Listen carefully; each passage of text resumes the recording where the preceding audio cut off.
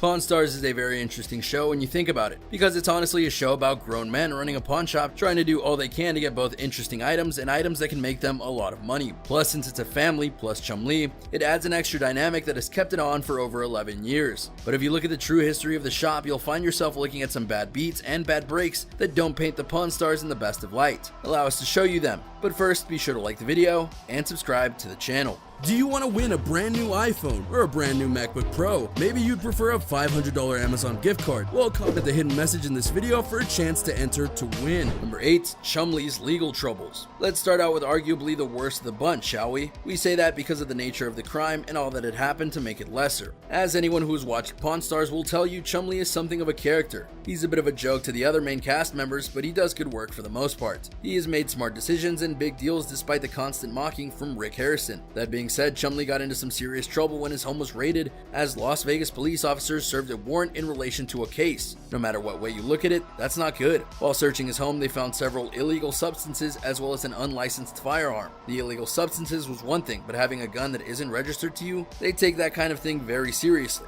especially in Las Vegas. He was charged with at least one misdemeanor and a felony, but pled down the charges to attempted possession of a controlled substance. He was able to avoid jail time in lieu of probation and counseling, which, if we're being honest here, is a really big break that you have to wonder if something happened behind the scenes to make that happen. The news of Chum-Li's arrest made the headlines, but it's not something anyone was going to bring up on the show. His work on the series wasn't interrupted, so it didn't make history's airwaves in any fashion, which is very telling when you think about it. Without Chum-Li, Pawn Stars just isn't the same in the eyes of the channel. But just as important as this is the fact that this incident really caused a lot of stress on set. Chum-Li already wasn't popular with Rick Harrison, and this pushed that into even deeper levels of dislike. Yet because History Channel felt no need to intervene as he didn't actually go to jail, Rick got stuck with him, which again is a very telling kind of thing. There's a difference between antics on TV shows and antics in real life. If Chum-Li keeps making these kinds of mistakes, he's gonna pay for it in more than just fines and counseling. Not to mention that he hasn't exactly done himself any favors in the eyes of the Harrisons. It's known that without the History Channel, Chum-Li would have gotten fired a lot sooner because of his antics. But because he makes the money, they're willing to look the other way, which shows the priority of the channel in the worst way. But we'll be fair to Chum-Li, he has been relatively good since this incident,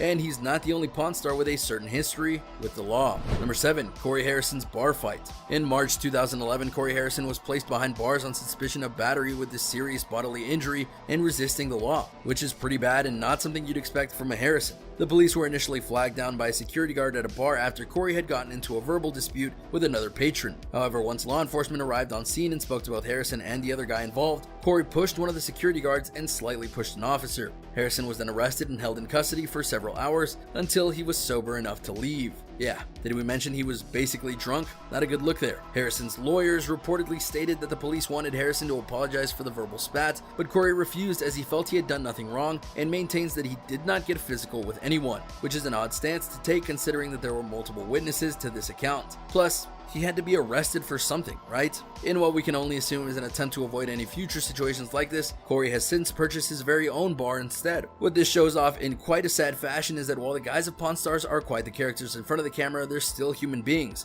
and ones who are quite capable of getting into trouble, proving that often proven adage that how you are in front of the camera is your best version compared to what you are behind it. Now sure, Corey wasn't arrested for too long, but it's something that people find out about and thus paint a very different picture of the guys when things like this happen. Add to that, people like the Pawn Stars because they think they're stand-up guys, but this kind of shows otherwise. As if that wasn't bad enough, this wasn't the only time he's gotten in trouble with the law. The other time was much weirder. Number 6. The public urination charge. In 2014, Corey Harrison and a group of friends took a sponsored motorcycle cruise through Missouri before ending up in the Spectators Bar in Jefferson City. Naturally, Harrison and his crew got super messed up during this trip. However, Harrison's inebriated state led to some bad decisions and one very awkward photo op. At one point during the evening, Harrison pulled down his pants and began to reveal himself publicly. He relieved himself in front of everyone right in the middle of the bar. Harrison wasn't embarrassed by his actions, however, he took the opportunity to pose for a photo sans pants. A few weeks after the incident, Harrison did finally realize the error of his ways and made a public apology for the ill-advised act. And once again, it paints a certain picture for how the Pawn Stars act outside of the show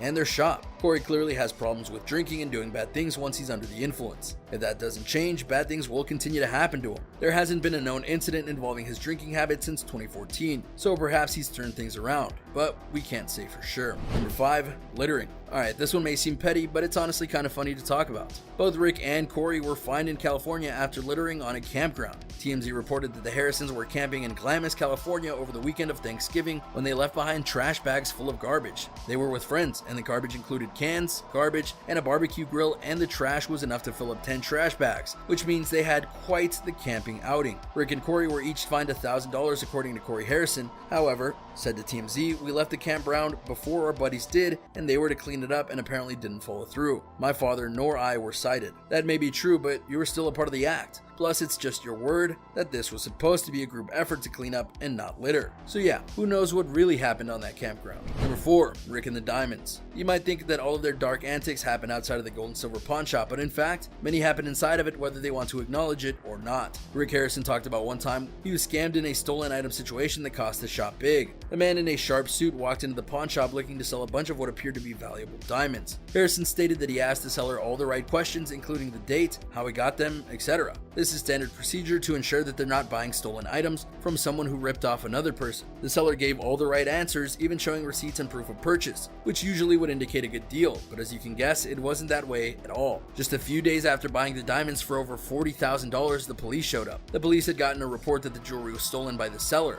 The police confiscated the diamonds, and the girl who originally owned them got all of her belongings back. This left the Pawn Stars in debt after the large purchase, and it was a time that Rick Harrison would rather forget. Rick says that this was the biggest bust he's ever had in the pawn shop, because unlike items that he's bought for the shop and they flopped, he put a lot of money into this deal, and yet got $0 in return, because he wasn't going to get his money back. So yeah, not the best day for the Pawn Stars, and sadly, this wouldn't be the only stolen items they deal with. Number 3, shekel of Tyre. One of the most famous occasions of the Pawn Stars dealing with stolen goods is when a man named Ryan came in with a shekel of Tyre, which is a silver coin that was given out in Lebanon back from 130 BC to 79 AD. But what is the most interesting about this coin, or so the seller said, was that this might have been one of the infamous 30 pieces of silver that was paid to Judas Iscariot to betray Jesus Christ of the Nazareth in the Bible, which obviously would make it infinitely valuable, though it couldn't be proven, obviously.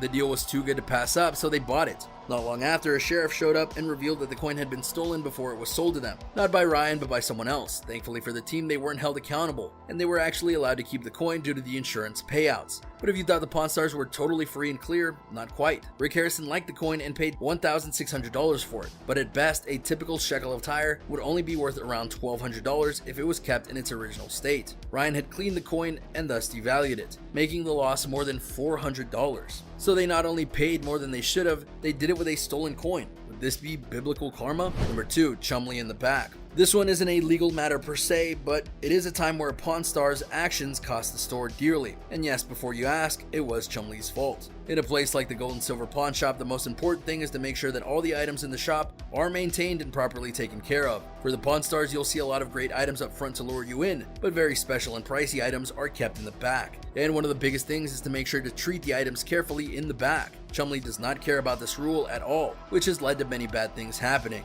In short, Chumlee will go into the back storage area and play with these items, and at times, he breaks them, and then plays dumb as to how the items got broken. But the Harrisons are no fools when it comes to Chumlee's antics. They caught him on camera horsing around with random items. One time, he was in charge of a guitar that was valued at $20,000. He put it up against the stand in the storage room, and then it fell, shattered, and was completely unrepairable. The customer in question came back for the item, and the team had to pay out of pocket $20,000 for the screw up. Without a doubt, there are more cases of this happening in the back, mainly because Chumlee just isn't that trustworthy at times. The only reason Rick Harrison keeps him around is because of History Channel knowing his value, but even they have been pushed to the limit at times, though obviously not enough to fire him. And think about this from the customer perspective. They come to the Pawn Stars because they're supposed to be trustworthy, and yet here they are breaking their items or horsing around with them when they're supposed to be kept safe and pristine. Should this happen with the wrong item and customer, a lawsuit could totally be filed against them. Speaking of which, number 1, the gold coins case. Oh yeah, you knew this was coming, Pawn Stars fans, because in terms of shady deals and tactics, this one has to top the list. So how did this all happen?